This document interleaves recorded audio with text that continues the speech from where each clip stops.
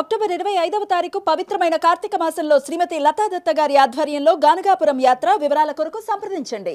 నమస్తే, welcome to Suman TV. నేను పద్మిని. ప్రస్తుతంతో పాటు ప్రముఖ ఆధ్యాత్మికవేత్త, ప్రముఖ ఆస్ట్రాలజర్, వేదిక్ వాస్తు స్పెషలిస్ట్, శ్రీ విద్య మరియు హనుమత్ ఉపాసకులు బ్రహ్మశ్రీ డాక్టర్ సిస్లా జయశంకర్ గారు మనతో పాటు ఉన్నారు. మాట్లాడదాం.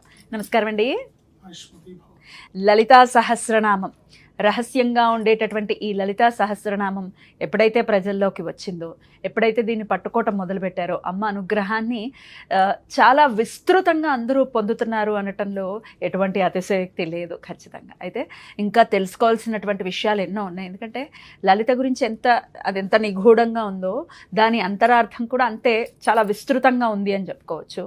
అయితే ఇది ప్రజలకి అందించాలి అన్న సదుద్దేశంతో ఒక అద్భుతమైనటువంటి సిరీస్ని చెయ్యాలి అన్న ఉత్సాహంతో మీరు మాకు సమయం ఇవ్వటం మాకు చాలా చాలా మేము దాన్ని అదృష్టంగా భావిస్తున్నాం. అందుకు మీకు కృతజ్ఞతలండి. శ్రీమాత్రే నమః.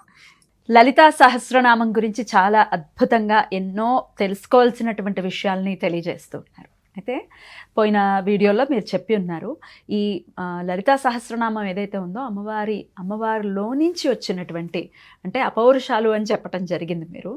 అయితే మరి ఎవరో ఒకళ్ళు దానికి రాయలుగా భాష్యం చేయాలి కదా. మరి ఎవరు లలితా సహస్రనామానికి భాష్యకర్తలు, ఎంతమంది ఉన్నారు, వారిలో ప్రముఖులు ఎవరు? శ్రీ లలితా సహస్రనామ స్తోత్రానికి భాష్యకర్తలు చాలామంది ఉన్నారండి. వాళ్ళ గురించి చెప్పుకోవాలంటే మహానుభావులు, ప్రాతస్మరణీయులు. ఒక్కొక్కళ్ళ గురించి చెప్పుకోవాలంటే ఓ 10 ఎపిసోడ్లు అవుతుంది. అయితే వీరిలో ప్రముఖంగా ప్రాచుర్యం అంటే ప్రామాణిక గ్రంథంగా లలితా సహస్రనామ స్తోత్ర భాష్యానికి ప్రామాణికంగా నిలబడిన భాష్యం ఏది అంటే భాస్కర్ రాయలు వారి భాష్యం ప్రామాణికంగా నిలబడింది. ఎందుకు అంత ప్రాచుర్యంలోకి భాస్కర్ రాయలు వారి భాష్యమే వచ్చింది అని అంటే గనక అది అమ్మవారి అనుగ్రహం చెప్పుకోవచ్చు.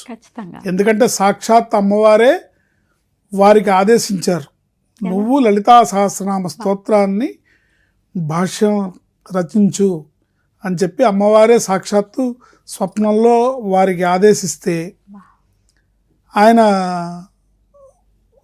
మొదట 1-2 సార్లు నెగ్లెక్ట్ చేశారు. దాని గురించి ఒకసారి ఆ వృత్తాంతం మొత్తం వివరంగా చెప్పండి సార్. వారికి స్వప్నంలో అమ్మవారు సాక్షాత్కరించి ఈ భాష్యాన్ని రాయమంటే లలితా సహస్రనామం అంటే ఏంటి అని అంటే ఒక మూర్ఖంగా ఆయన కొంత వాదించారు. కానీ ఆయనే సమర్థుడు, ఆయనే బాగా రాయగలడని అమ్మవారు ఆయన ఎంచుకొని లలితా సహస్రనామ స్తోత్రం మరి నాకు తెలియదు అంటే సరే నేను తెలియజేస్తాను ఫలానా చోట కాశీలో చతుషష్ఠి ఘాట్ అని ఉంది, ఆ ఘాట్లో నువ్వు సాయంత్రం సంధ్యకి అక్కడికి వస్తే నీకు లలితా సహస్రనామం అంటే ఏంటో తెలుస్తుంది అని అంటే ఆయన ఆ ఘాట్కి ఆ రోజు సంధ్య నిమిత్తమై వెళ్తే 64 కోట్ల మంది యోగిని గణములన్నీ కూడా ఒకేసారి లలితా సహస్రనామ స్తోత్రాన్ని పారాయణ చేసి ఆయన నోట్ చేసుకున్నారు అనమాట. అంటే తెలియదంటావా నువ్వు అని వాళ్ళకి గణాలకి కోపం వచ్చిందనమాట. నాకు రాదు అంటావా, తెలియదంటావా అని అందరు 64 అమ్మవారి పరివారం మొత్తం ఒకేసారి గానం చేస్తే ఆయనకి చెవుల్లోంచి రక్తం వచ్చినంత పని అయింది. అంతే కదా మరి. అంత ఓకే స్టీరియోఫోనిక్లు 4K డిజిటల్ డాల్బీలు ఎందుకు పనికిరావు. అద్భుతంగా అమ్మవారు అలా తెలియజేసింది. ఆ తర్వాత కూడా ఆయన అంత నిదర్శనం చూపించినాక కూడా ఆయన నా మనసు స్థిరంగా లేదు, నేను ఇప్పుడు రాయలేను, నాకు చాలా అప్పులు ఉన్నాయి, నాకు ఈ రుణ బాధలు ఎక్కువగా ఉన్నాయి అని చెప్పారంటే ఆవిడ అమ్మవారు అందరికీ రుణాలు ఆయన ఎవరెవరికి ఎంతెంత ఇవ్వాలో వడ్డీతో సహా చెల్లించి వాళ్ళ దగ్గర రసీదు తీసుకొని ఆయనకి ఇదిగో నీ అప్పులను తీర్చేసాను ఇప్పుడు రాయమన్నారు. అద్భుతం అసలు. ఈ కలియుగంలో జరిగిన అద్భుతం ఇది. అద్భుతం నిజంగానే తెలుసుకోవాల్సినటువంటి విషయం. ఎందుకంటే తల్లి దయ, అమ్మ దయ ఉంటే అన్నీ ఉన్నట్లే కాబట్టి ఆ అమ్మవారి అవ్యాజమైన కరుణ మానవాళికి, ఎందుకంటే ఆ స్తోత్రం లిపి వేరుగా ఉంటుంది కాబట్టి అందరికీ అర్థం అవ్వాలనే ఉద్దేశంతో సరళీకృతం చేసి మొత్తం ప్రతి ఒక్క అక్కడ భాష్యం మొత్తం అంటే ఒక్కొక్క నామానికి ఎంత విశిష్టత ఉంది, ఏ ఉద్దేశంతో వాళ్ళు ఆ నామాన్ని, శ్రీమాత అనే నామానికే 100 పేజీల వ్యాఖ్యానం ఉంటుంది. ఏంటి శ్రీ మహారాజ్ఞి అన్న నామానికి ఓ 150-200 పేజీల వ్యాఖ్యానం ఉంటుంది. సో అంత అర్థాలు, నిగూఢ అర్థం తెలుసుకొని మనం చదువుకున్నట్టయితే అమ్మవారు సాక్షాత్తు వచ్చి కళ్ళ ముందు నిలబడుతుంది. ఖచ్చితంగా అమ్మవారి అనుగ్రహం పరిపూర్ణంగా లభిస్తుంది. అయితే అమ్మవారి అనుగ్రహం వీరి పట్లేనా? ఇప్పుడు ఆవిడ ఎన్నుకున్నారు, ఆయన భాస్కర రాయలు గారు రాయాలి అని చెప్పి ఎన్నుకున్నారు, బాగుంది. అమ్మవారి అనుగ్రహం మాలాంటి సామాన్యుల మీద కూడా ఉంటుందా? ఎందుకంటే అప్పులు అనగానే ట్రిగర్ అయినటువంటి క్వశ్చన్ ఇది. అప్పుల బాధలు తాళలేకపోతున్నాము. ఆబ్వియస్గా అంతటి విద్వాన్మణి ఆయన, అమ్మవారు ఎన్నుకున్నారు అంటే ఆయన విద్వాన్మణి అయ్యి ఉండాలి, అయితేనే ఎన్నుకుంటారు. ఎట్లా అయితే అన్నమయ్య జీవితాన్ని వెంకటేశ్వర స్వామి ఎన్నుకున్నారు, విష్ణుమూర్తి చేతిలో ఉన్న నందకం అన్నమయ్యగా ఎలా అవతారం తీసుకుందో, ఆ విష్ణుమూర్తే సంకల్పితంగా ఆయన జన్మకి కారణమయ్యి ఆయనని దారిలో పెట్టారు. అవును, ఆ రీతిగానే ఈయన చరిత్ర కూడా మనం చెప్పుకో కదా. మరి అంతటి విద్వన్మణికే ఈ రుణ బాధలు ఉన్నాయి, నేను తట్టుకోలేను, నాకు స్థిరత్వం లేదు అని అన్నారు ఆయన. ఆయనని అమ్మవారు అనుగ్రహించింది కాబట్టి పోయింది. మాలాంటి సామాన్యులకి మరి మాకు కూడా అమ్మవారి అనుగ్రహం వస్తుందంటారా ఈ స్తోత్రం చదువుకుంటే? మీకైనా నాకైనా ఎవరికైనా అమ్మవారి అనుగ్రహం తప్పకుండా వస్తుంది. కావాల్సినవి మనం గతంలో చెప్పుకున్నాం. భక్తి శ్రద్ధలు, విశ్వాసము, అమ్మవారి పైన అవ్యాజమైన ప్రేమ, కరుణ, ఇవి ఉంటే ఖచ్చితంగా మనం అమ్మవారు అనేక రకాలుగా మనని ఉద్ధరిస్తారు.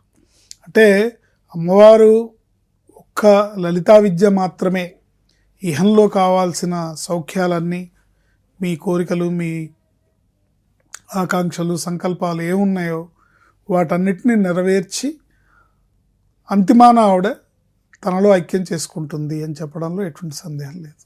అయితే అమ్మవారి ఉపాసన చేసేవాళ్ళు ఉపాసన పెరిగే కొద్దీ కూడా అమ్మవారిగా రూపంగానే మారిపోతారు. వాళ్ళు పురుషులైనా స్త్రీలైనా ఇక్కడ లింగభేదం లేదు. అమ్మవారి ఆ తల్లిలాగానే మారిపోతారు. అందుకు ప్రత్యక్ష ఉదాహరణ ఈ కాలంలో గణపతి సత్యానంద స్వామీజీ వారు దేవీ శరన్నవరాత్రుల పూజా కార్యక్రమాల్లో ఆయన చీర కట్టుకుంటారు, కాళ్ళకు పసుపు రాసుకుంటారు, పారాణి పెట్టుకుంటారు, నుదుటిన తిలకం ధరిస్తారు, కుంకుమ ధరిస్తారు. అంటే అవన్నీ ఎప్పుడు ఉంటాయి. ఇంకా విశేషమైన అలంకారాలు. ఒక తల్లి, ఒక మాతృమూర్తి ఏ విధంగా ఉంటుందో ఆ విధంగా ఆయన ఈ 10 రోజులు అలంకరించుకొని ఆయన సాక్షాత్ అమ్మవారి రూపంగానే ఆ 10 రోజులు భక్తులకు దర్శనం ఇస్తారు.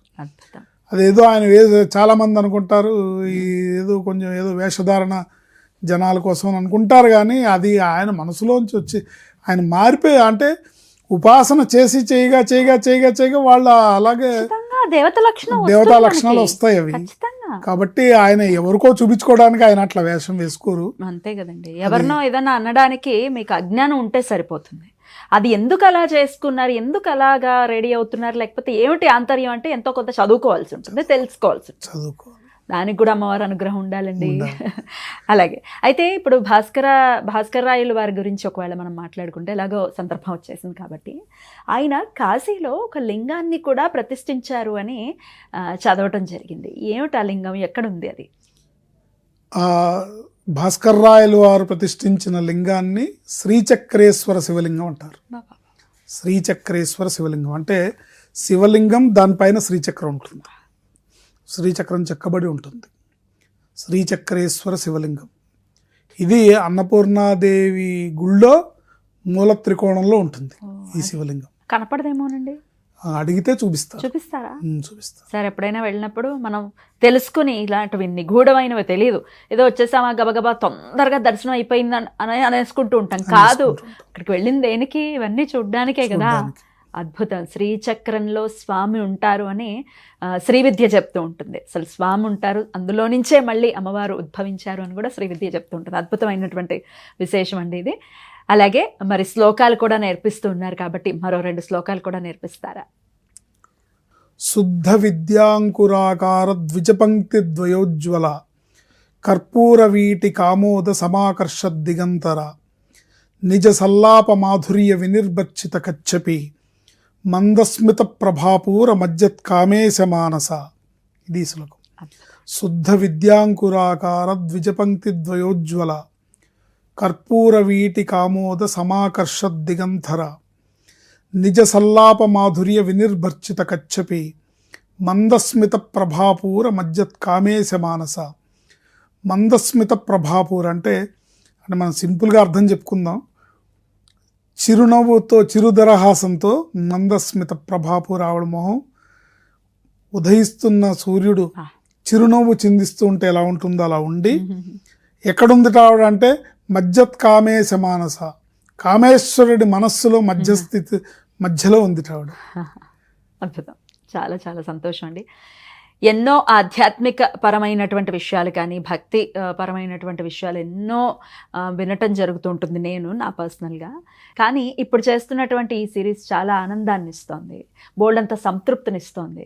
ప్రత్యక్షంగా ఫస్ట్ నేను మీ వ్యూవర్ని నేను ఇలా ప్రత్యక్షంగా వినటం నా భాగ్యంగా నేను ఖచ్చితంగా భావిస్తున్నాను.